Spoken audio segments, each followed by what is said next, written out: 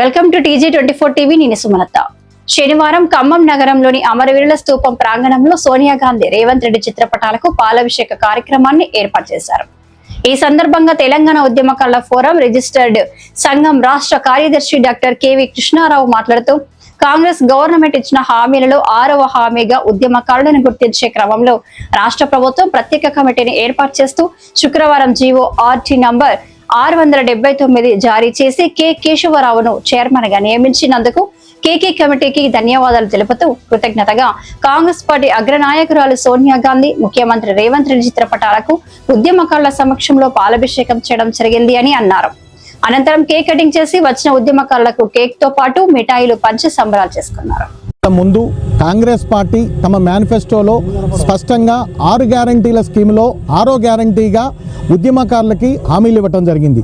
ప్రతి ఉద్యమకారుడికి 250 చదరపు గజాల స్థలాన్ని, గృహ నిర్మాణానికి 10 లక్షల రూపాయలని, అదేవిధంగా అమరవీరుల కుటుంబాలను ఆదుకుంటామని, పెన్షన్ సౌకర్యాన్ని 25,000 తగ్గకుండా ఇస్తామని హామీ ఇవ్వటం జరిగింది.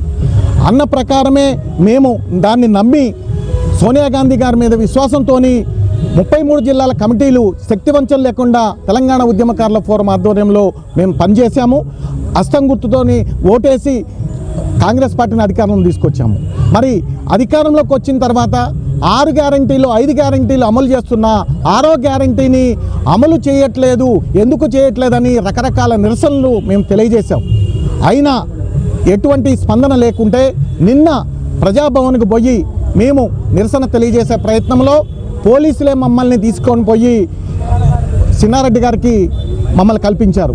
సారు, మేము మీ సమస్యలను పరిష్కరిస్తాము అని principal secretary to Revanth Reddy గారికి, శేషాద్రి గారికి లెటర్ రాశారు.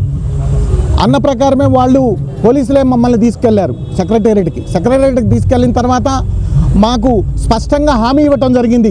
1 వారం రోజుల్లోపలో మీ కమిటీని ఏర్పాటు చేస్తాము, ముఖ్యమంత్రి గారి దృష్టిలో ఉందన్నారు. అన్నట్టుగానే మేము ఖమ్మం రాకముందే జీవోని రిలీజ్ చేయడం జరిగింది. మేము చాలా సంతోషంగా ఉన్నాం. దీనికి గాను మేము చాలా హ్యాపీగా ఉండి మేము ఈరోజు శ్రీమతి సోనియా గాంధీ గారికి, అదేవిధంగా రేవంత్ రెడ్డి గారికి పాలాభిషేకం చేశాము, కేక్ కటింగ్ చేశాము.